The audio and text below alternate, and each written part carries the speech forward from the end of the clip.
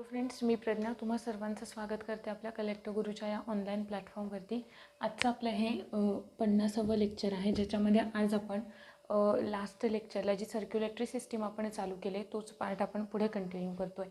Last लेक्चरमध्ये आपण थोडंसं रिवाईज करूया. थोडासा कॉम्प्लिकेटेड टॉपिक आहे. त्यासाठी आपण पाहिलेलं होतं की हार्टचं स्ट्रक्चर आणि कशाप्रमाणे पद्धतीने त्याचं पंपिंग होतं, किंवा जे काही रक्त आहे त्या रक्ताचं नाही का पंपिंग कशा पद्धतीने होतं, किंवा जे ऑक्सिजन अशुद्ध रक्त आहे म्हणजे डिऑक्सिजनेटेड ब्लड आहे ते त्याचं ऑक्सिजनेशन कसं होतं आणि त्याचं डिस्ट्रीब्युशन कसं होतं, हा सगळा पार्ट आपण लास्ट लेक्चरला बघितलेला होता. की ज्याच्यानंतर आपण कार्डियक सायकल बघितलेलं होतं की जे कार्डियक सायकल 0.8 सेकंड्स असतं. याचा काउंटसुद्धा आपण पाहिलेला होता की सिस्टोल काय आहे, डायस्टोल काय आहे आणि जॉईंट जे आहे ना सिस्टोल ते म्हणजे काय, हे सगळं आपण बघितलेलं होतं लास्ट लेक्चरला.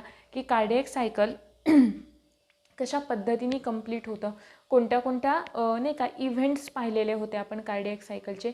याच्या पुढे आजच्या लेक्चरमध्ये आपण याच्या पुढचा पार्ट पाहणार आहोत. सगळ्यात महत्त्वाचं म्हणजे आपल्याला पाहायचे blood vessels.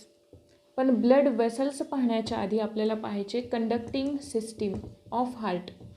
Conducting system of हार्टमध्ये आपल्याला कंडक्टिंग टिश्यूज पाहायचे आहेत आणि त्याच्यामध्ये त्या कशा पद्धतीने नाही का इम्पल्सेसचं जनरेशन कसं होतं. म्हणजे जसं की आपण नाही का आपल्याला काही भाजलं वगैरे, आपण ते नर्वस सिस्टीममध्ये सगळं शिकलेलं होतो. तर त्याच्यावरती आपला रिस्पॉन्स कसा असतो, की एखादा इम्पल्स जनरेट झाल्यानंतर त्याच्यासाठी आपली रिॲक्शन कशी असते. मग हे हार्टच्या बाबतीत तेवढंच लागू होतं की नाही होत, हा सगळा पार्ट आपण कंडक्टिंग सिस्टीम, की ज्याच्यामध्ये आपल्याला कंडक्टिंग टिश्यूज कोणते आहेत ते माहीत करून घ्यायचे, तिकडे अभ्यासायचे. त्याच्यानंतर दुसरा महत्त्वाचा पार्ट आहे तो म्हणजे कार्डियक सायकलचं जनरेशन कशा पद्धतीने होतं ते एक पाहायचं आहे आपल्याला. आणि त्याच्यानंतर याच्यामध्ये आपल्याला डिसऑर्डर पाहायचे आहेत आणि ज्याच्यामध्ये आपण ब्लड प्रेशर वगैरे सगळा पार्ट डिस्कस करणार आहोत. सगळ्यात पहिल्यांदा आपण सुरुवात करतोय कंडक्टिंग सिस्टीम ऑफ हार्ट.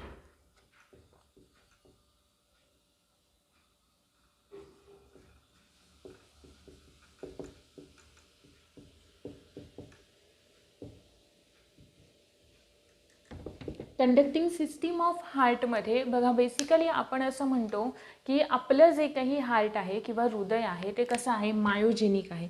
आता मायो ही टर्म आपण कशासाठी वापरतो, मायोजेनिक आहे. मायो ही टर्म आपण कशासाठी वापरतो, मसल्ससाठी वापरतो आहे, बरोबर. मायोजेनिक असं आपण म्हणतो कारण हार्टला त्याच्या इम्पल्सच्या जनरेशनसाठी किंवा ते इम्पल्स पुढे पास ऑन करण्यासाठी, पुढच्या एखाद्या ऑर्गनकडे, पुढच्या एखाद्या मसलकडे पास करण्यासाठी, ट्रान्समिट करण्यासाठी कोणत्याही न्यूरल कंट्रोलची गरज नसते, कोणत्याही नर्वस सिस्टीमची किंवा न्यूरॉन्सची गरज नसते. म्हणून आपण या सिस्टीमला, हार्टला असं म्हणतो इंडिपेंडंट ऑफ न्यूरॉन्स. न्यूरॉन्सवरती हे डिपेंड नसतात, यांना न्यूरॉन्सची काडी मात्र गरज पडत नाही. का, कारण आपण आधीच शिकलेलो आहे की हार्ट हे स्वतःचं काम स्वतः करतं, म्हणून आपण त्याला ऑटो एक्सायटेबल असं म्हणतो किंवा ऑटो एक्सायटेड ऑर्गन असं म्हणतो, की जो स्वतःचं काम स्वतः करणार आहे बरोबर. त्याला कोणत्याचं काम करण्यासाठी, काम काय आहे हार्टचं, पंपिंग करणं. पंपिंग कसं करतं, कॉन्ट्रॅक्शन आणि रिलॅक्झेशननुसार आहे बरोबर. मग याच्यासाठी याला कोणावरही डिपेंड राहण्याची गरज नसते, स्वतःचं काम स्वतः करतो, म्हणून आपण याला म्हणतोय ऑटो एक्सायटेबल ऑर्गन असं म्हणतोय. त्याचनंतर एका फिक्स्ड इंटरवलनंतर, एका ठराविक वेळेनंतर हृदय त्याचं नाही का एक बीट म्हणजे एका ठराविक वेळानंतर, ज्याला आपण कार्डियक सायकल असं म्हणालो होतो, ते कार्डियक सायकल मेंटेन ठेवण्याचं काम हे कोण करतं, हार्ट करतं. म्हणजे एका ठराविक वेळेनंतर ते कॉन्ट्रॅक्ट होईल, रिलॅक्स होईल, कॉन्ट्रॅक्ट होईल, रिलॅक्स होईल, आणि यालाच आपण म्हणतोय auto rhythmicity. Auto rhythmic heart हे कसं असतं, ऑटो रिदमिक असतं. मग आता इथे बेसिक गोष्ट लक्षात घ्या, आपण इथे म्हणालो की याला न्यूरॉन्सची गरज नाही आहे, कोणत्याही न्यूरल कंट्रोलची गरज नाही आहे, पण थोड्याफार प्रमाणावर न्यूरल कंट्रोल असतो की जो आपण याच्यामध्ये बघणार आहोत, रेग्युलेशनमध्ये पाहणार आहोत की कशा पद्धतीने कार्डियक सायकल रेग्युलेट होतं आहे, ठीक. इथे लक्षात घ्या आता फक्त की याला न्यूरॉन्सची गरज आहे का नाही आहे त्याच्या कॉन्ट्रॅक्शन आणि रिलॅक्झेशनसाठी. आपलं हृदय जे आहे ना ते एका सॅक लाईक स्ट्रक्चरमध्ये, म्हणजे ती सॅक कशाची असते, मसल्सची असते, स्नायूंची असते, आहे बरोबर. हार्टचं जे कव्हरिंग आहे किंवा हार्टला ज्या मसल्सनी वेढलं गेलेलं आहे त्या स्नायूंना सुद्धा ते स्नायू कसे आहेत, ते सुद्धा कशाचा भाग आहे, मसलचा पार्ट आहे बरोबर. मग हार्टचं जे काही कंट्रोल म्हणजेच ज्याला आपण म्हणतोय कॉन्ट्रॅक्शन आणि रिलॅक्सेशन, आपल्याला माहिती आहे की हार्ट कशाने सराउंड केलेला आहे, मसल्सच्या लेअरनी सराउंड केलेला आहे, ज्या आपण लास्ट लेक्चरमध्ये हिस्टॉलॉजीमध्ये पाहिलेल्या होत्या, आहे बरोबर. मग सगळं काही हे कॉन्ट्रॅक्शन रिलॅक्सेशन आहे म्हणजे पंपिंग आहे हार्टचं, ते कशावरती डिपेंड आहे, मसल्सवरती डिपेंड आहे. कशावरती, मसल्सवरती, स्नायूंवरती डिपेंड आहे. आणि थोडाफार म्हणण्यापेक्षा त्याला सफिशियंट ऑक्सिजनची गरज असते त्यासाठी, आहे क्लिअर इथंपर्यंत. मसल्सचं तर काम आहे पण त्यासाठी त्याला अजून गरज कशाची असणार आहे, ऑक्सिजनची गरज असते. म्हणजे काही आपण नाही का याच्यामध्ये कधीतरी एखाद्या पिक्चराइज फॉर्ममध्ये वगैरे आपण पाहतो की हार्ट जर का असं जरी आपल्या शरीराच्या बाहेर असलं तरीसुद्धा त्याचं पंपिंग करण्याचं काम हे चालू असतं. पण जर का ऑक्सिजन त्याला सफिशियंट अवेलेबल असेल तर त्याचं पंपिंग हे सुरू राहतं किंवा ते शरीराच्या बाहेरसुद्धा स्वतःचं काम, पंप होण्याचं जे काम आहे, कॉन्ट्रॅक्ट होण्याचं, रिलॅक्स होण्याचं, ते त्याचं सुरूच असतं. का? कारण ते डिपेंड कशावर आहे, मसल्सवरती डिपेंड आहे इथंपर्यंत क्लिअर. मग हे जे काही कॉन्ट्रॅक्शन आहे, रिलॅक्सेशन आहे, किंवा हे जे इम्पल्स येत आहेत म्हणजेच नाही का वरचे ॲट्रिया जे आहेत ते काय होत आहेत, कॉन्ट्रॅक्ट होत आहेत, ते कॉन्ट्रॅक्शन पुढे ते वेंट्रिकलकडे पास करतायत. मग हे इम्पल्सेस पास करण्याचं किंवा इम्पल्सेस जनरेट करण्यासाठी ना एक टिश्यू असते, ठीक आहे, ज्याचाच अभ्यास आपण इथे करतोय, त्यांना आपण म्हणतो नोडल टिश्यूज. त्यांनाच आपण म्हणतो नोडल टिश्यू. ही नावं लक्षात ठेवा, इन्फॉर्मेशन थोडीशी लक्षात ठेवण्याचा प्रयत्न करा, नाही का, जसं सांगते त्या फॉर्ममध्ये. सो मग तुम्हाला जे नाही का मराठी मीडियमवाले आहेत त्यांनासुद्धा थोडंसं इझी जातं. त्यासाठी सुरुवातीला नाही कठीणच जाईल, पण तरीसुद्धा आपल्याला जर का हा 11वी-12वीच्या लेवलचा थोडंसं करायचं म्हटलं ना तर कसं आहे, प्रत्येक वर्डला नाही शक्य ना सांगणं अल्टरनेट वर्ड. सो मग तरी प्रयत्न करा लक्षात ठेवण्याचा, जातं सोपं, एवढं फार नाही आहे कठीण.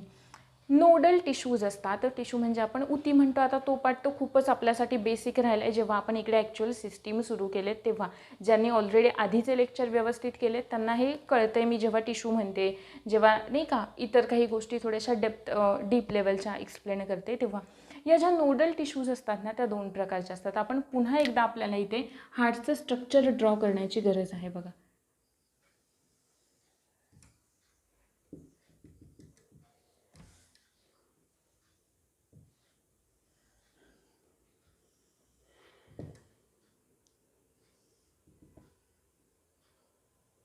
आता इकडे ना आपण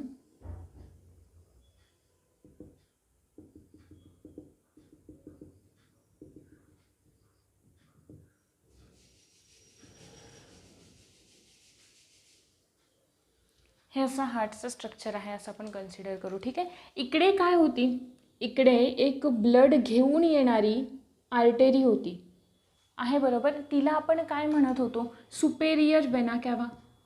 आठवते का पहा, सुपेरियर वेना कॅवा. त्याच्यानंतर एक इकडून येत होती जिला आपण इन्फेरियर वेना कॅवा असं म्हणत होतो. इकडून जी एक येत होती तिला आपण इन्फेरियर वेना कॅवा म्हणत होतो. इथे एक ओपन स्पेस होता. ओपन स्पेस म्हणजे आपण त्याला सायनस म्हणतो. कोणता सायनस, कोरोनरी सायनस. कोरोनरी ही टर्म जेव्हा नाही का आपण म्हणतो कोरोनरी आर्टेरी असेल तेव्हा ती टर्म कशाशी रिलेटेड असते, हार्टशी रिलेटेड असते, हे लक्षात ठेवा. आणि कॅरोटिड वगैरे जेव्हा आपण म्हणतो ना तेव्हा ते ब्रेनशी रिलेटेड असतं, ठीक आहे. इथे काय होतं, कोरोनरी सायनस होता. या 3 ज्या काही वेन्स होत्या किंवा हा एक स्पेस होता त्या काय करत होत्या, ब्लड घेऊन येत होत्या. मग या सुपेरियर वेना कॅवाच्या इथे एक टिश्यू लोकेट झालेली असते जिला आपण म्हणतो SA नोड. जिला आपण म्हणतो SA नोड म्हणजेच सायनो ॲट्रियल नोड. आता कुठे लिहायचं,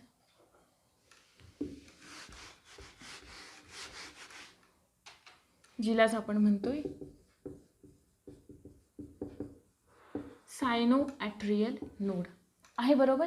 सायनोॲट्रियल नोडच्या अपोजिट साईडला आपण त्याच ॲट्रियामध्ये, त्याच अलिंदामध्ये वरचा जो पार्ट आहे ना, दोन वरचे जे चेंबर आहेत त्यांना आपण अलिंद असं म्हणतो आणि खालचे दोन जे चेंबर आहेत त्यांना आपण निलय असं म्हणतो, म्हणजेच वेंट्रिकल असं म्हणतो. हा वाला जो पार्ट आहे तो आहे राईट, हा वाला जो आहे तो आहे लेफ्ट. ठीक आहे. मग राईट ॲट्रियामध्येच उजव्या बाजूच्या अलिंदामध्येच फक्त कुठे डाव्या बाजूला इकडे एक टिश्यू लोकेट झालेली असते, नोडल टिश्यू, तिला आपण म्हणतो एव्ही नोड. तिला आपण म्हणतो एव्ही नोड आणि ती एव्ही नोड फुल फॉर्म येतो एव्ही नोड ॲट्रिओ वेंट्रिक्युलर. ॲट्रिओ वेंट्रिक्युलर नोड. का? कारण इथे जो सेप्टम असतो किंवा या ॲट्रियाला वेंट्रिकलपासून सेपरेट करणारी जी बॉर्डर असते तिला आपण म्हणतो ॲट्रिओ वेंट्रिक्युलर septum.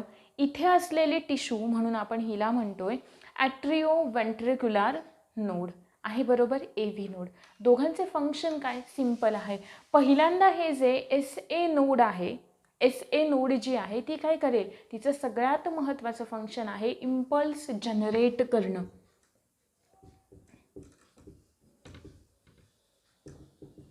Generation of impulse. Generation of impulse कोणाचं काम आहे? SA नोडचं. ते इम्पल्स जनरेट करायचे आणि कोणाकडे पास करायचे? कोणाकडे पास करायचे? या राईट वेंट्रिकलकडे तर करायचेच, पण ते कोणाच्या थ्रू करायचे? ॲट्रिओ वेंट्रिक्युलर नोडच्या थ्रू.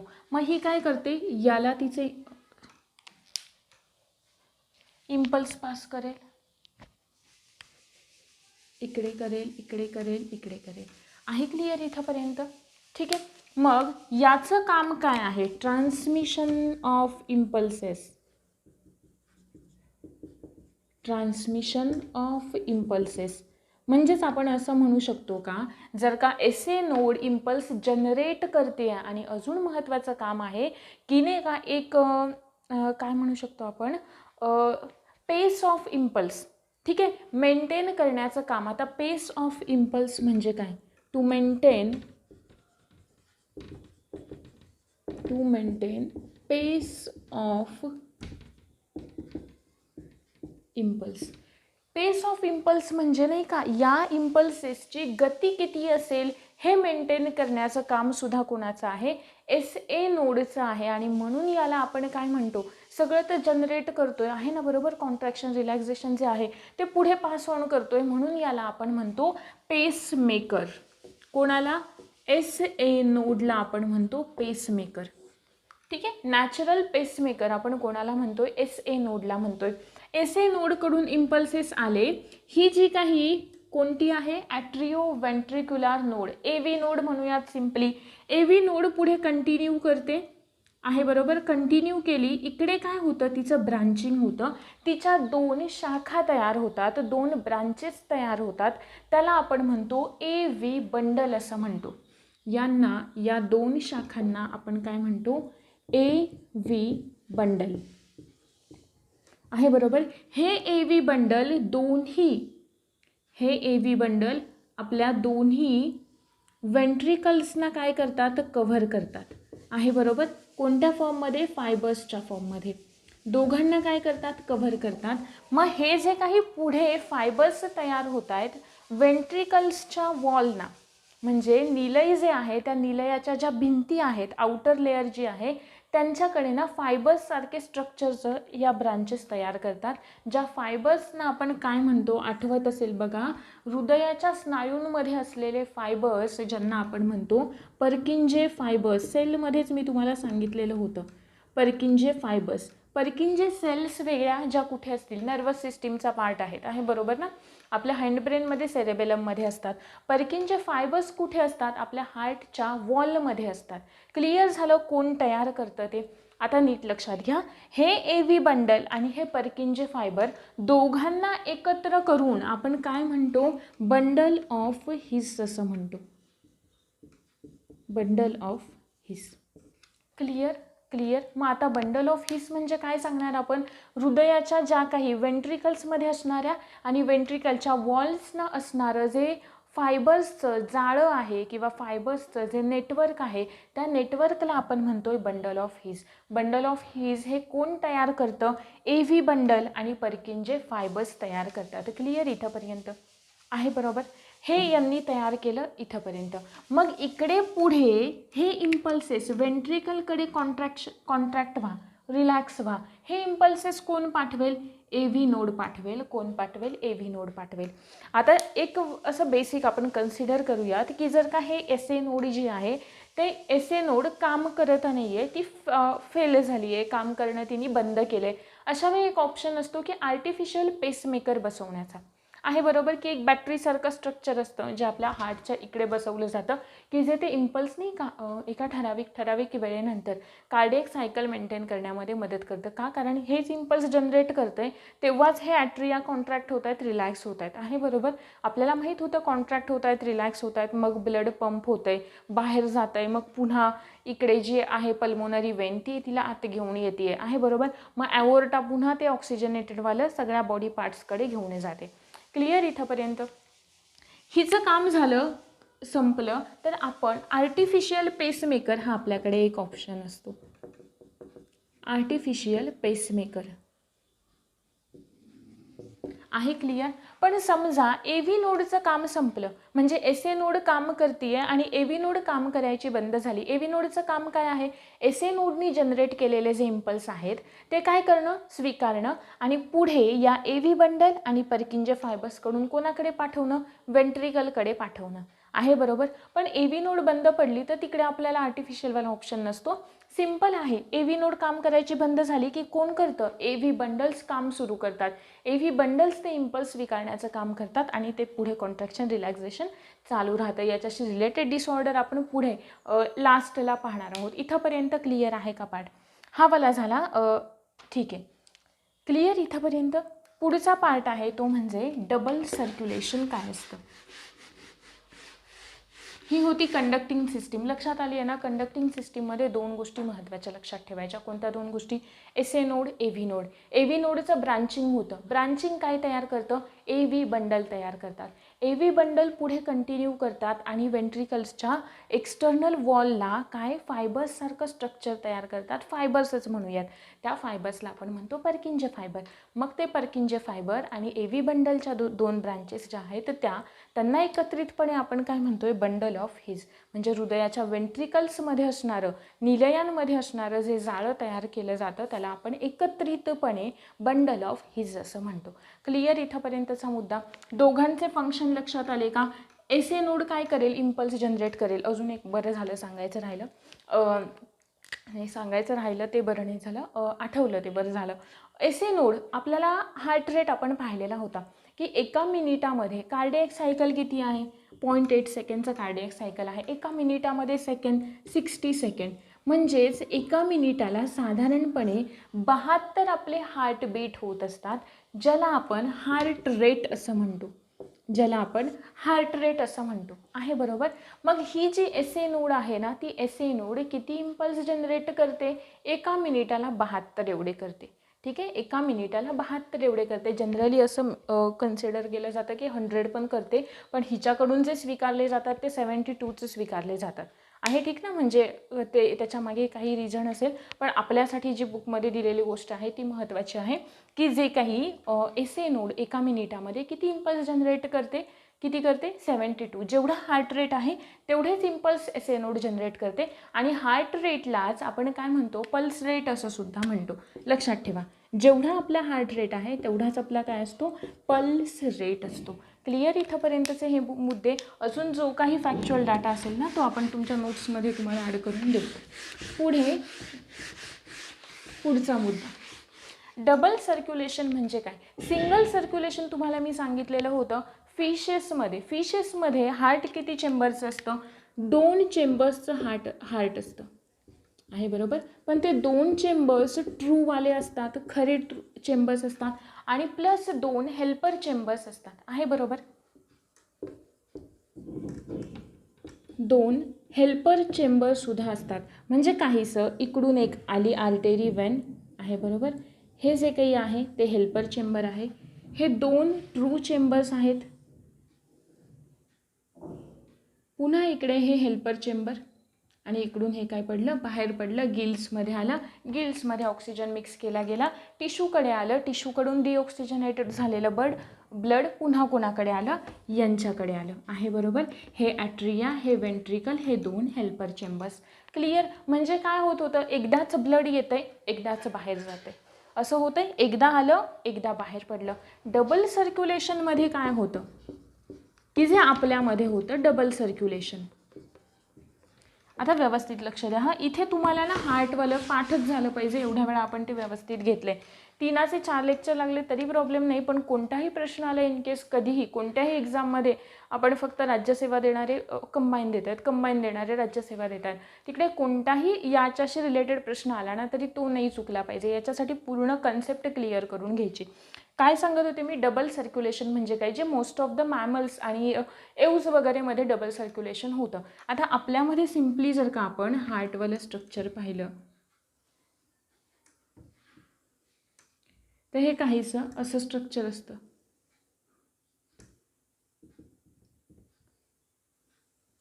आहे बरोबर. असं वालं स्ट्रक्चर असतं. इकडे काय होतं, इकडून ब्लड येतंय, इथे पण एक वेना केवा आहे, तिकडून पण काय येते, ब्लड येते. इथे एक पॉईंट आहे कोरोनरी सायनस, तिकडून ब्लड आतमध्ये येते. आहे बरोबर.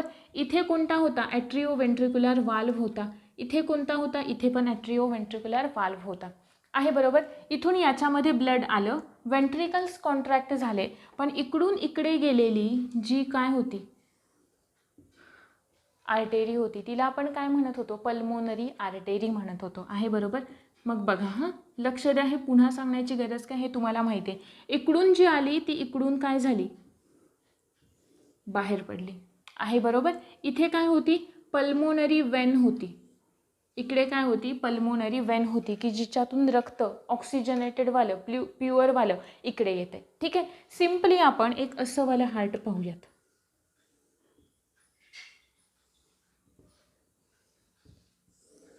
हे काय आहे, right atria, right ventricle, left atria, left ventricle. Clear इथंपर्यंत. याच्यामध्ये येणारं ब्लड जे आहे ते कसं आहे, डिऑक्सिजनेटेड आहे, डिऑक्सिजनेटेड आहे. इथून ते ब्लड खाली गेलं, कसं झालं, डिऑक्सिजनेटेड आहे.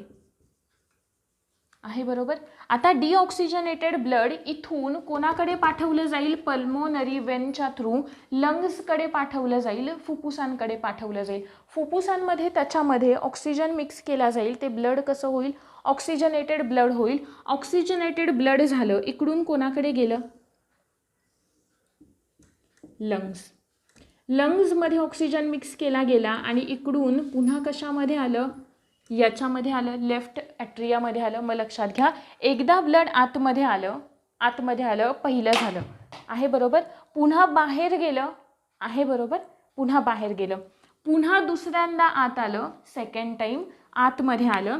पुन्हा इकडून लेफ्ट वेंट्रिकलमध्ये गेलं, लेफ्ट वेंट्रिकलमधून पुन्हा काय झालं, इकडे बाहेर गेलं, ॲओर्टाच्या थ्रू जी धमनी होती, जिला आपण महाधमनी असं म्हणतो ना, ती होती, तिच्यामधून बाहेर गेलं आणि सगळ्या बॉडी पार्ट्सना गेलं. दोनदा सर्क्युलेशन झालं का, दोनदा सर्क्युलेशन झालं का. पहिल्यांदा आत आलं, इथून बाहेर गेलं एकदा, पुन्हा इथे दुसऱ्यांदा आत आलं आणि इथून दुसऱ्यांदा बाहेर गेलं. ही वाली जी प्रोसेस आहे, म्हणजे एकदा आत येतं आहे, एकाच हार्टबीटमध्ये होतं आहे. हे एकदा कॉन्ट्रॅक्ट झाल्यानंतर आत येणं, बाहेर जाणं, आणि पुन्हा रिलॅक्स झाल्यानंतर इकडून आत येणं, बाहेर जाणं. ही जी प्रोसेस आहे ना, एका हार्टबीटच्या वेळी, एका कार्डियक सायकलच्या वेळी पार पाडली जाते, यालाच आपण म्हणतो डबल सर्क्युलेशन. क्लिअर मुद्दा, ही कन्सेप्ट क्लिअर डबल सर्क्युलेशनची. त्याच्यानंतरचा आपला मुद्दा आहे तो म्हणजे, कधी तुम्ही ऑब्झर्व केलं असेल तर बघा, आपल्याला नाही का, कधी सर्दी झाली किंवा आपला घसा खराब असेल तर आपल्याला एक आवाज येतो, ज्याला आपण घुरघुर असा आवाज येणे म्हणतो. पण ॲक्च्युली तो घुरघुर नसतो, त्याला आपण म्हणतो मरमर किंवा हार्ट मरमर, किंवा त्यालाच दुसरा शब्द आहे हार्ट हिसिंग, HISSING. आहे क्लिअर. इथे हार्ट मरमर, हार्ट मर्मर म्हणजे काय, की जो काही नाही का एक होतं कशामुळे ते आधी एक्सप्लेन करते, की आपले जे हार्टमधले वॉल्व असतात. आता पुन्हा सतत इकडे हार्ट काढावं लागतंय बघा.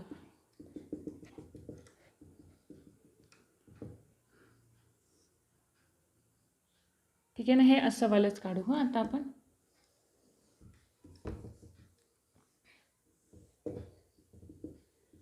इकडे काय होते, वॉल्व होते आहे ना, बरोबर. वॉल होते दोन, किंवा याच्यापेक्षा सिम्पली ते आता राऊंडवालं दाखवलेलं ते इझी आहे. हार्ट मर्मर म्हणजे काय, हे ॲक्च्युली होतं जेव्हा आपल्याला इन्फेक्शन होतं एक असलं तरी, ठीक आहे ना. म्हणजे ते इन्फेक्शन आपल्याला घशाचं असतं, आपल्याला सर्दी वगैरे झाल्यानंतर आपला घसा खराब होतोय, तेव्हा आपल्याला एक आवाज आल्यासारखा वाटतो नाही का. कधी एक्सपिरियन्स केलं असेल तुम्ही. त्याला ते कशामुळे होतं, ॲक्च्युली डिफेक्टिव्ह वॉल्व्समुळे होतं. आता डिफेक्टिव्ह वॉल्व्स म्हणजे काय, वॉल्स डिफेक्टिव्ह कसे होणार ना, अचानक कसे काय डिफेक्टिव्ह होतात. ॲक्च्युली ते जे इन्फेक्शन असतं ते इन्फेक्शन असतं स्ट्रेप्टोकोकसचं. स्ट्रेप्टोकोकस इन्फेक्शनचं असतं ते आहे, बरोबर.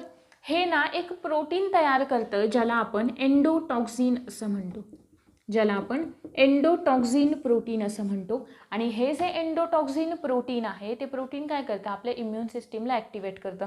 आता हे तयार केलेलं एंडोटॉक्झिन म्हणजे काय आहे, अँटीजेन आहे. आणि हा अँटीजेन म्हणजे काय करणार आहे, इन्फेक्शन करतोय ना. मग इन्फेक्शन जिथे झालं तिथे लगेच आपली इम्युन सिस्टीम ॲक्टिव्ह झाली. इम्युन सिस्टीम ॲक्टिव्ह झाली, मग अँटीजेनला मारायला कोण येणार आहे, अँटीबॉडीज येणार आहे. मग इम्युन सिस्टीम ॲक्टिव्ह झाली आपली, इम्युन सिस्टीम ॲक्टिवेट होते. इम्युन सिस्टीम ॲक्टिवेट झाल्यानंतर याला मारण्यासाठी अँटीबॉडीज येतात आहे, बरोबर. आणि त्या अँटीबॉडीज याला मारण्याचं काम करतात, एंडोटॉक्झिनला मारण्याचं काम करतात. पण याचं रिकग्निशन करताना म्हणजे ओळखायचं आहे एंडोटॉक्झिन कोणतं आहे. असं कोणी स्वतः सांगणार नाही आहे का, नाही हे एंडोटॉक्झिन मी आहे, बरोबर आहे, मी एंडोटॉक्झिन नाही आहे, असं नाही आहे. ॲक्च्युली जेव्हा या अँटीबॉडीज तयार होतात तेव्हा ज्या सगळ्याचं नेचर हे या एंडोटॉक्झिनसारखं आहे, ठीक आहे ना. म्हणजे आयडेंटिफिकेशनमध्ये ते एंडोटॉक्झिनसारखे आहेत, त्या सगळ्यांवरती या अँटीबॉडीज अटॅक करतात. आणि एंडोटॉक्झिनसारखं नेचर कोणाचं असतं माहिती आहे का, आपले हे जे ॲट्रिओ व्हेंट्रिक्युलर वाल्व असतात ना इथे लावलेले, त्यांच्यावरती असलेल्या प्रोटीन्सचं नेचरसुद्धा काय असतं, तसंच असतं. मग या अँटीबॉडीज यांच्यावर सुद्धा काय करतात, अटॅक करतात. यांच्यावर अटॅक केल्यानंतर इकडे काय होतं, लिकेज होतं. आता वाल्व्सवरती अटॅक केल्याच्या नंतर त्या वाल्व्सचं काय होणार आहे, लिकेज होऊ शकतं. म्हणजे ब्लड आतमध्ये आलं तर हे पुन्हा बॅकफ्लो होऊ नये याचं काम कोण करतात, वाल्व करतात. मग जर का हे वाल्वच खराब झाले तर बॅकफ्लोचे चान्सेस जास्त असतात आहे ना, बरोबर. आणि मग ते तसं जेव्हा होतं ना, मग डिफेक्टिव्ह वॉल्व्स आपण याला म्हणतो. आणि त्याच्यामुळे क्रिएट होणारा जो ॲबनॉर्मल साऊंड आहे, ॲबनॉर्मल साऊंड ऑफ हार्ट. आता ॲबनॉर्मल म्हणजे तर तुम्हाला माहिती आहे, ॲबनॉर्मल विचित्र असा जो हार्टचा आवाज आहे ना, तो कोणामुळे असतो, या इन्फेक्शनमुळे असतो. क्लिअर मुद्दा हा वाला हार्ट मर्मरिंगवाला तुम्हाला 12वीच्या स्टेट बोर्डमध्ये एका नाही का हायलाईट करून जे चार्ट दिले जातात त्या चार्ट्समध्ये तुम्हाला हे हार्ट मर्मरिंग किंवा हिसिंगवाली जी प्रोसेस आहे ती सांगितलेली आहे. ॲक्च्युली हे जे इन्फेक्शन असतं ना ते बायकस्पिड वाल्व्सना जास्त होतं आहे. क्लिअर. त्याच्यानंतरचा मुद्दा आहे आपला regeneration of a cardiac cycle. आता कार्डियक सायकलचं रिजनरेशन होण्यासाठी त्याच्या आधीनं आपण ब्लड वेसल्सवाला पार्ट बघूयात आणि त्याच्यानंतर मग कार्डियक सायकल बघूयात, ठीक आहे. ब्लड वेसल्समध्ये बघा सगळ्यात पहिल्यांदा ब्लड वेसल्स म्हणजे आपण पाहतोय आता रक्तवाहिन्या. रक्तवाहिन्या आपल्यामध्ये 3 प्रकारच्या असतात. कोणते 3 प्रकार, सगळ्यात मोठी, नंतर थोडीशी मीडियम आहे, मीडियम साईजची आहे ती वाली, आणि त्याच्यानंतर सगळ्यात लहानवाली आहे, बरोबर. अशा कोणत्या कोणत्या असतात, सगळ्यात पहिली येते धमनी आहे, बरोबर. नंतर येतात आपल्या शिरा म्हणजेच ज्यांना आपण वेन्स असं म्हणतो, आणि त्याच्यानंतर येतात शिरा, आणि त्याच्यानंतर येतात काय म्हणतो आपण त्यांना, कॅपिलरीज आहे, बरोबर. कॅपिलरीजना आठवेल शब्द थोड्या वेळात, मग तेव्हा सांगते. सगळ्यात पहिली होती ज्याला आपण म्हणतोय आर्टेरी, दुसऱ्या काय आहेत, वेन्स आहेत, आणि तिसऱ्या ज्या आहेत ना, तिसऱ्याला आपण थोडंसं वेगळं घेऊयात. हां, इकडे एका कॉलममध्ये आपण तिसऱ्या घेऊयात, ज्यांना आपण काय म्हणतोय, कॅपिलरीज असं म्हणतोय. कॅपिलरीज म्हणजे ज्यांना आपण केशवाहिन्या असं म्हणतो, अगदी बारीक असतात त्या केशवाहिन्या. वेन्स म्हणजे आपण म्हणतोय शिरा, आणि नंतर कोण आहे, आर्टेरी म्हणजेच धमनी. आता यांचं स्ट्रक्चर बेसिकली सगळ्यात महत्त्वाचं काम काय आहे यांचं, ब्लड वेसल्सचं जर का एक नेचर पाहिलं तर हृदयामधून बाहेर पडणारी कोणती आहे, सगळ्यात मोठीवाली कोणती आहे, इथे इन शॉर्ट दाखवूयात.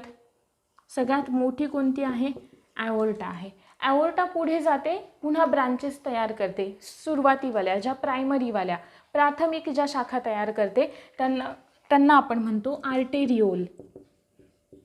आर्टेरिओल म्हणजे या आर्टेरीपेक्षा थोड्याशा लहान असणाऱ्या. आर्टेरिओल काय तयार करतात, आर्टेरीज तयार करतात. म्हणजेच ही काय झाली, महाधमनी. ह्या काय झाल्या, धमनिका. कशी ही नावं एकदम भूकंप झाल्यासारखी वाटतात नाही का उच्चार करताना. आर्टेरीजना आपण म्हणतोय धमन्या आहे, बरोबर. पुढे कंटिन्यू झाल्या, पुढे यांनी काय तयार केल्या, अगदी स्मॉल स्मॉल स्मॉल वेन्स तयार केल्या आहे, बरोबर. सॉरी, कॅपिलरीज अगदी बारीक बारीक तयार करतात कॅपिलरीज. कॅपिलरीज पुढे काय होतात, तर थोड्याशा एकत्र येतात. कॅपिलरीज एकत्र आल्या, एकत्र येऊन त्यांनी तयार केले वेन्युल्स. हे एकत्र आले वेन्युल्स, वेन्युल्सनी तयार केल्या वेन्स. वेन्स एकत्र आल्या, अजून मोठीवाली वेन तयार केली जिला आपण म्हणतोय सुपेरियर वेना कॅवा. आहे, क्लिअर आहे मुद्दा, ठीक आहे ना. वेन्स पण जेव्हा नाही का पुढे जेव्हा इथून बाहेर पडतील तेव्हा पुन्हा या अजून स्मॉल स्मॉल ब्रांचेसमध्ये, कारण आर्टेरीज काय कॅरी करतात, ऑक्सिजनेटेड ब्लड कॅरी करतात, आणि इकडे या काय कॅरी करतात, डिऑक्सिजनेटेड ब्लड. म्हणजेच या हृदयाकडे जाणाऱ्या आहेत आणि या हृदयापासून बॉडी पार्टकडे जाणाऱ्या आहेत, असं वालं सायकल बघितलं. म्हणून आपण आर्टेरीज नंतर डिरेक्ट कॅपिलरीज आणि वेन्युल्स वगैरे असं वालं स्ट्रक्चर बघतोय. वेन्युल्स म्हणजे वेन्सपेक्षा लहान असणाऱ्या, की ज्या कॅपिलरीजपेक्षा थोड्याशा मोठ्या असतील. पुन्हा वेन्स एकत्र आल्या, पुढे जाऊन वेन्स एकत्र आल्या आणि त्यांनी तयार केली सुपेरियर वेना कॅवा, जे हार्टला जोडणारी सगळ्यात मोठी होती. क्लिअर का. आता आर्टेरीज आणि वेन्समधला डिफरन्स आपण बघूया. आर्टेरीजमध्ये सगळ्यात पहिल्यांदा दोन्ही ज्या असतात ना, या दोन्ही त्या बनलेल्या असतात 3 लेयर्सच्या. दोन्ही बनलेल्या ज्या असतात त्या दोन्ही बनलेल्या असतात 3 लेयर्सच्या. हिच्याकडे पण 3च लेयर्स आहेत. शिरा ज्या आहेत, वेन्स ज्या आहेत, त्यांच्याकडे पण 3च स्तर आहेत. आता ते 3 स्तर कसे असतात बघा.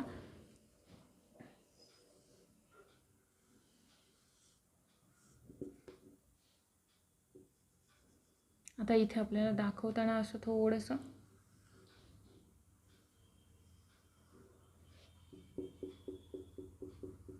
हा वाला आउटर आहे, ठीक आहे. नंतर इकडे हा इनर तयार झाला, इनर नाही सॉरी मिडलवाला, आणि त्याच्यानंतर हा तयार झाला सगळ्यात इनर मोस्टवाला. क्लिअर आहे. आता इथे हा जो रेड कलरने आपण दाखवतोय ना, हा वाला ठत नाही आहे नाही काय,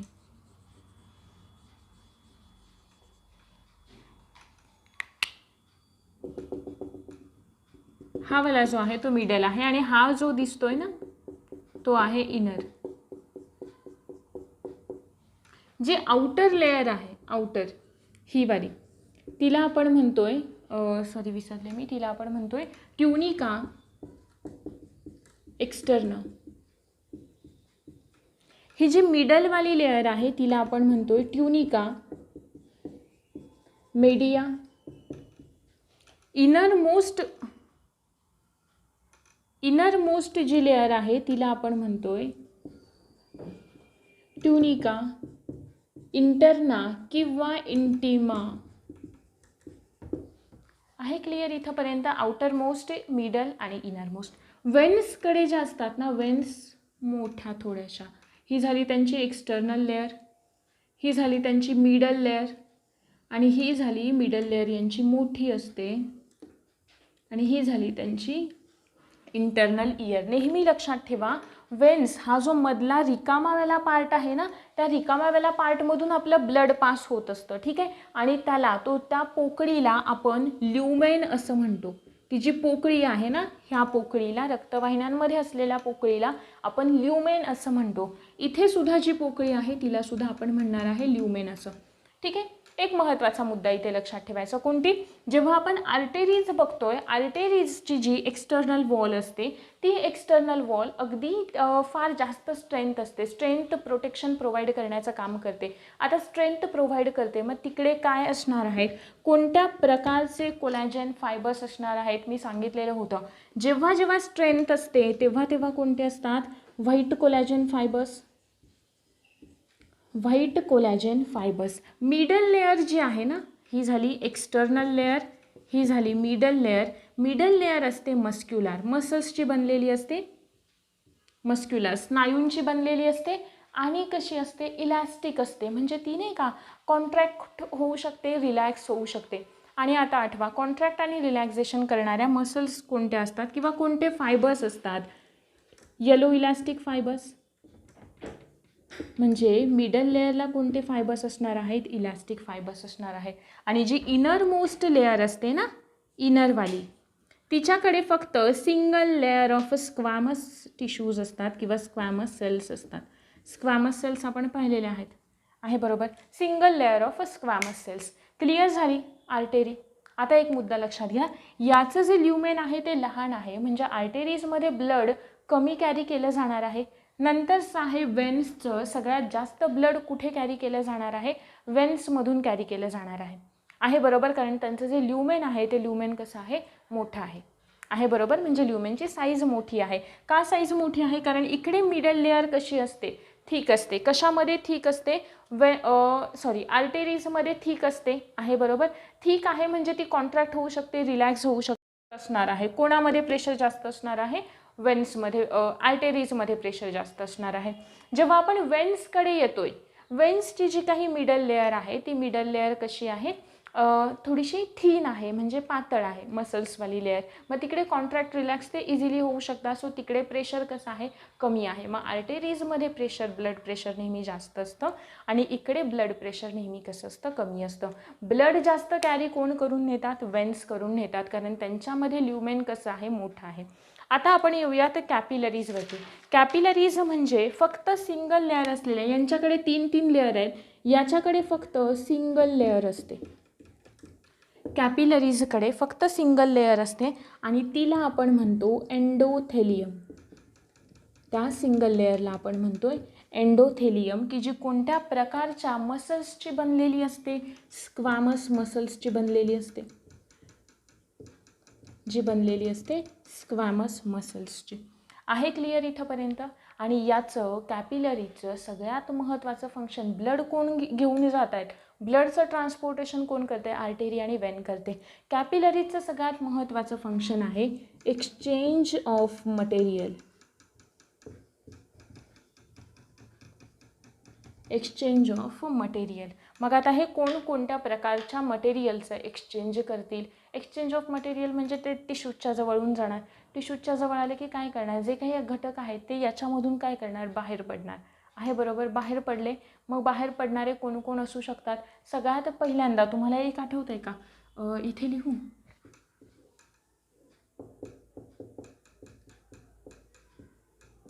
डायापेडेसिस.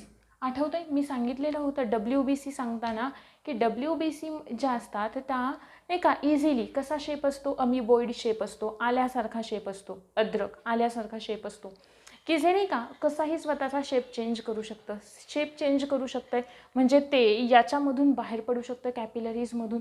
म्हणजे सगळ्यात पहिला कोण येऊ शकतं, WBC आल्या, की ज्या काही होऊ शकतात, बाहेर पडू शकतात. काही आवश्यक असे न्यूट्रिएंट असतील, त्याच्यानंतर नाही का इतर काही घटक असतील, जसे की जेव्हा ते ब्लड इकडून फिल्टर होते तेव्हा त्या कॅपिलरीजमधून काही घटक गाळले जातात, ते सुद्धा काय होत आहेत, सेपरेटच होत आहेत, एक्सचेंज होतं आहे मटेरियलचं. काही गॅसेस असतात त्यांचं एक्सचेंज होतं आहे. मग हे काम कोणाचं आहे, कॅपिलरीजचं काम आहे.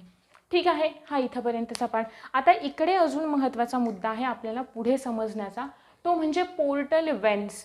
ठीक आहे, व्यवस्थित लक्ष द्या. पुढचा जो पार्ट आहे तो आहे पोर्टल वेन्स. पण पोर्टल वेन्सच्या आधी आपण बघूयात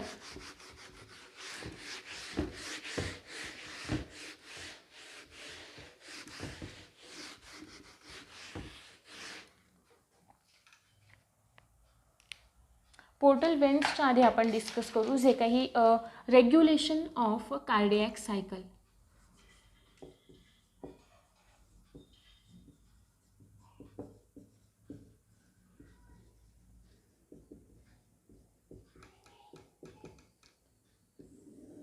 रेग्युलेशन ऑफ कार्डियक सायकल हा पार्ट इथंपर्यंतचा जो सांगितला तो लक्षात आला आहे की आपण कुठून कशा पद्धतीने ते नाही का प्रत्येक सिस्टीम पाहिली.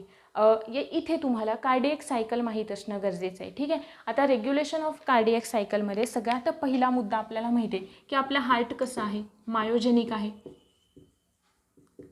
म्हणजे त्याच्यावरती कंट्रोल कोणाचा आहे, कंट्रोल आहे त्याच्यावरती मसल्सचा. मसल्स कंट्रोल करतायत त्याचं सगळं काम, कॉन्ट्रॅक्ट होण्याचं असेल, रिलॅक्स होण्याचं असेल. नंतर ते कसं आहे, ऑटो एक्सायटेबल आहे म्हणजे स्वतःचं काम स्वतः करतंय, स्वतःच कॉन्ट्रॅक्ट होतंय, त्याला कोणाच्या मेसेजची कोणत्या इम्पल्सची गरज नाही आहे. इम्पल्स पण कोण कॅरी करत आहे, हार्टमध्ये असलेल्याच टिश्यू करतायत आहे बरोबर. सो बाहेरच्या कोणावर डिपेंड राहण्याची गरज नाही आहे. सो ते कसं आहे, ऑटो एक्सायटेबल आहे. अजून कसं आहे ते ऑटो रिदमिक आहे. अजून कसं आहे, ऑटो रिदमिक आहे. मग हे सगळं असताना सुद्धा हार्टला कंट्रोल करणाऱ्या ना दोन सिस्टीम असतात. कोणत्या दोन सिस्टीम? पहिली हार्टच्या या सगळ्या याच्यावरती कंट्रोल असतो, ड्युएल कंट्रोल असतो.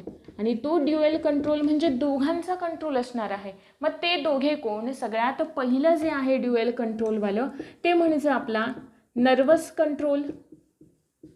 पहिला नर्वस कंट्रोल. आता आपण असं म्हणालो होतो मघाशी की हार्टचं कॉन्ट्रॅक्शन रिलॅक्झेशन होण्यासाठी न्यूरॉन्सची गरज नसते असं म्हणालो होतो, कंट्रोलच नसतो असं आपण म्हणालो नव्हतो आहे बरोबर. कंट्रोल थोड्याफार प्रमाणात असतो पण जरी तो नसेल तरी एवढा फारसा काही फरक पडत नाही. पण कारण ते पुढे नाही का हार्मोनल कंट्रोलच्या थ्रू ते पुन्हा कंटिन्यू केलं जातं. पहिला आहे नर्वस कंट्रोल आणि दुसरा जो आहे तो आहे केमिकल कंट्रोल. आणि केमिकल कंट्रोलमध्ये आपण नेहमी काय अभ्यासतो, हॉर्मोन्स अभ्यासलेत आपण केमिकल कोऑर्डिनेशनमध्ये. आठवत असेल तर बघा जिकडे आपण ग्लँड्स सगळ्या डिटेल पाहिलेल्या होत्या.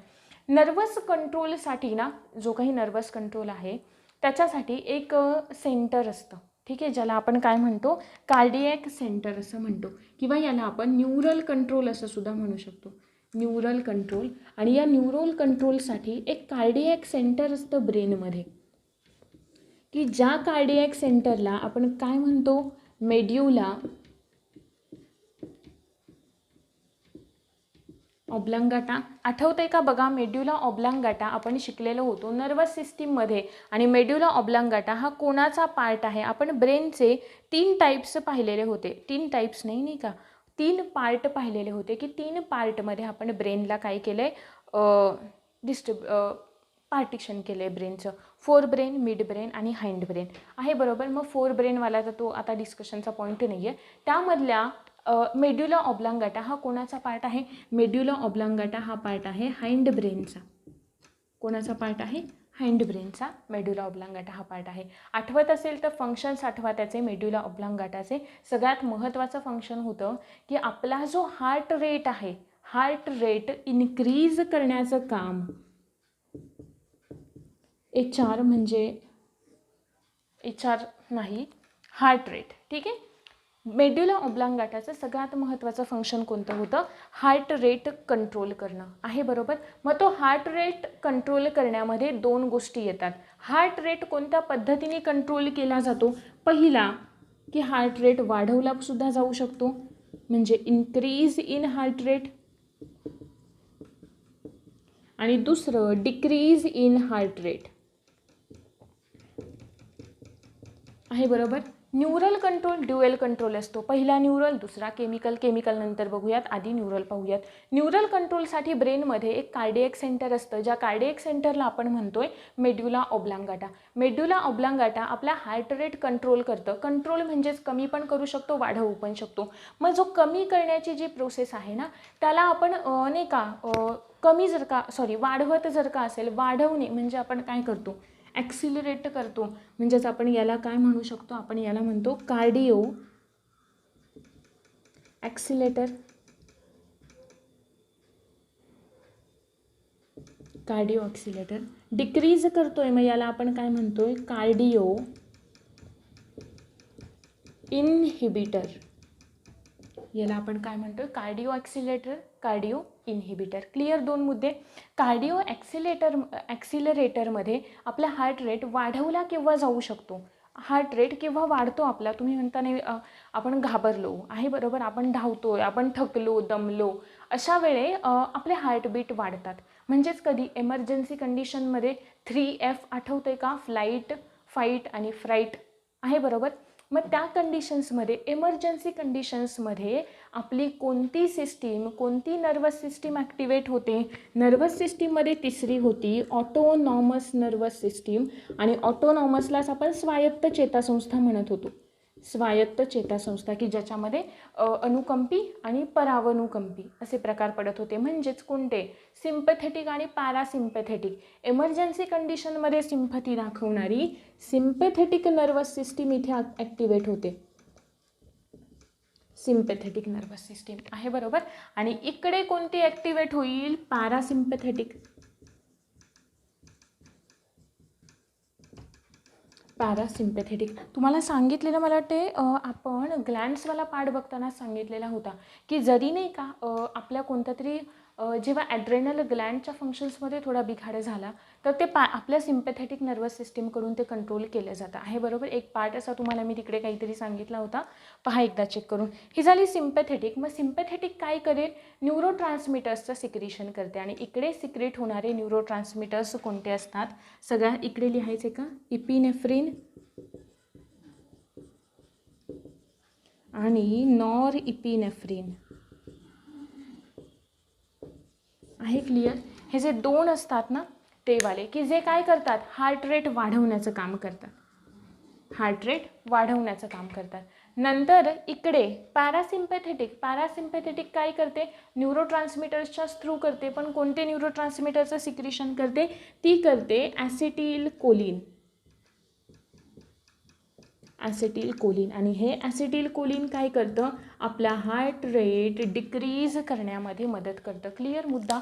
Neural control clear. स्टेट बोर्डमधला प्रत्येक मुद्दा आपण इकडे कव्हर करून घेणार आहोत. तुम्ही 10वीपर्यंत फक्त व्यवस्थित रीड करा.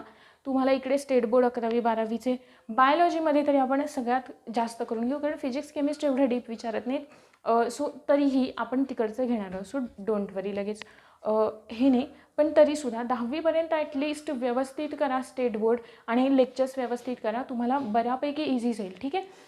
हे झालं पहिलं ड्युअल कंट्रोलमधला पहिला जो न्यूरल कंट्रोल होता तो मुद्दा क्लिअर. आता आपण बघूयात केमिकल कंट्रोलवाला पार्ट. केमिकल कंट्रोलमध्ये काय होते पहा, हे ठीक आहे, हे पुसूयात आपण.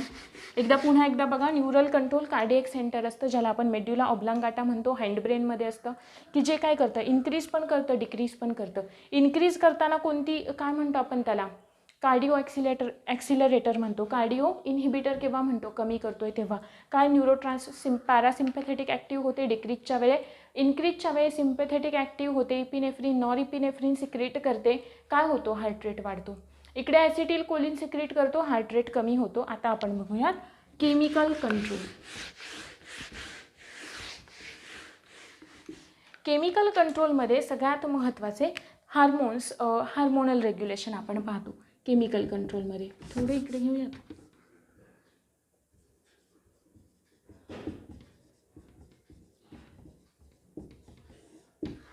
केमिकल कंट्रोल, ठीक आहे.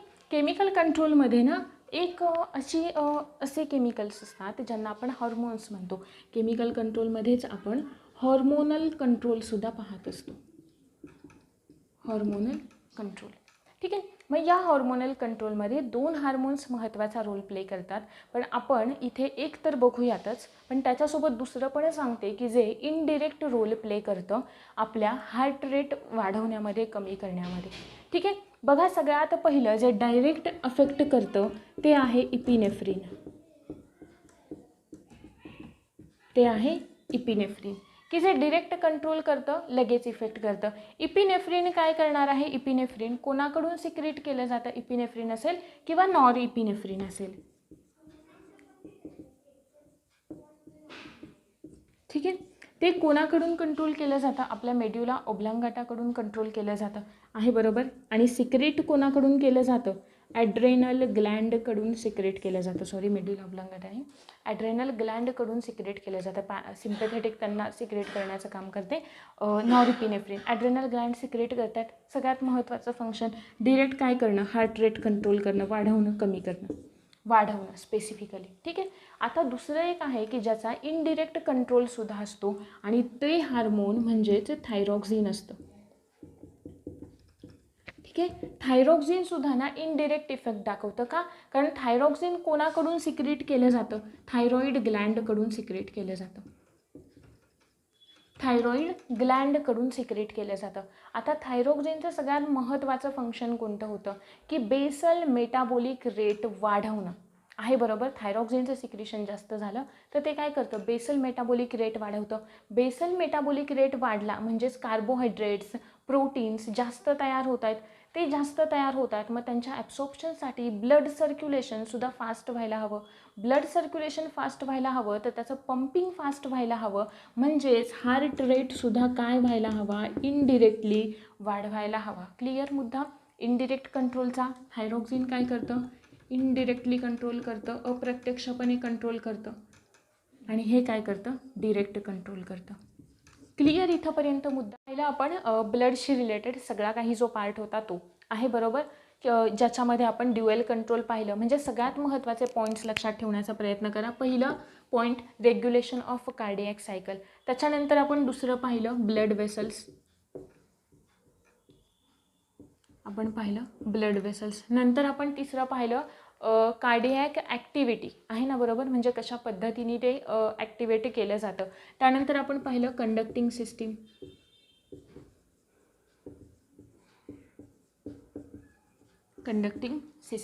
कंडक्टिंग सिस्टीममध्ये सगळ्यात महत्त्वाचं आपण पाहिलं की कोणते एसए नोड, एव्ही नोड आहे बरोबर. एसए नोड काय करेल? इम्पल्स जनरेट करेल. रेट काय आहे इम्पल्स जनरेट करण्याचा? 72. जेवढा हार्ट रेट आहे तेवढाच याचा सुद्धा असणार आहे. एव्ही नोड काय करेल? कॅरी स्वीकारेल, बाकीच्यांकडे ट्रान्सफर करेल. कोणाकडे? वेंट्रिकलकडे. कशाच्या थ्रू? एव्ही नोड काय होतात? ब्रांचेस होतात, 2 शाखा तयार होतात. त्यांना आपण काय म्हणतो? एव्ही बंडल असं म्हणतो. एव्ही बंडल पुढे एक जाळं तयार करतात वेंट्रिकल्समध्ये, त्याला आपण काय म्हणतो? पर्किंजे फायबर्स असं म्हणतो. मग पर्किंजे फायबर आणि एव्ही बंडल दोघांना एकत्र करून आपण काय म्हणतो? बंडल ऑफ हिज असं म्हणतो. क्लिअर इथंपर्यंत? हे कंडक्टिंग सिस्टीमवालं झालं. एसए नोड खराब झाली, आर्टिफिशियल आपण बसवू शकतो, ज्याला पेसमेकर म्हणतो आहे बरोबर.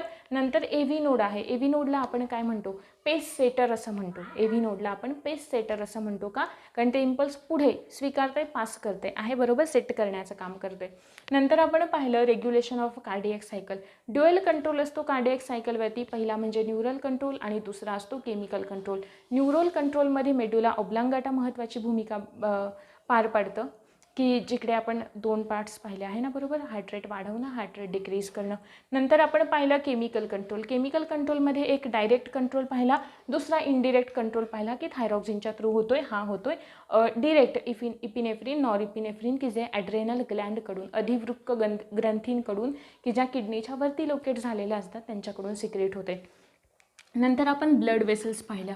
ब्लड प्रेशर सगळ्यात जास्त ब्लड कोणामध्ये असतं? सगळ्यात जास्त वेन्समध्ये असतं. पण ब्लडचं जे काही प्रेशर असतं, ब्लड प्रेशर म्हणजे काय? पुढच्या लेक्चरमध्ये आपण ते सगळं पाहणार आहोत. या लेक्चरसाठी हे एवढं सफिशियंट होतं. पुढच्या लेक्चरमध्ये आपण सगळ्यात महत्त्वाचा पार्ट लिम्फॅटिक सिस्टीम आहे बरोबर. त्याच्यानंतर पोर्टल वेन्स काय आहे, पोर्टल सिस्टीम कशा कशा काम करतात, कोणत्या प्रकारच्या असतात, आणि त्याच्यानंतर हार्टशी रिलेटेड डिसऑर्डर्स व्यवस्थितपणे डिस्कस करणार आहोत. होप सो की तुम्हाला हा जो आजचा व्हिडिओ होता तो समजलेला असेल. Thank you very much.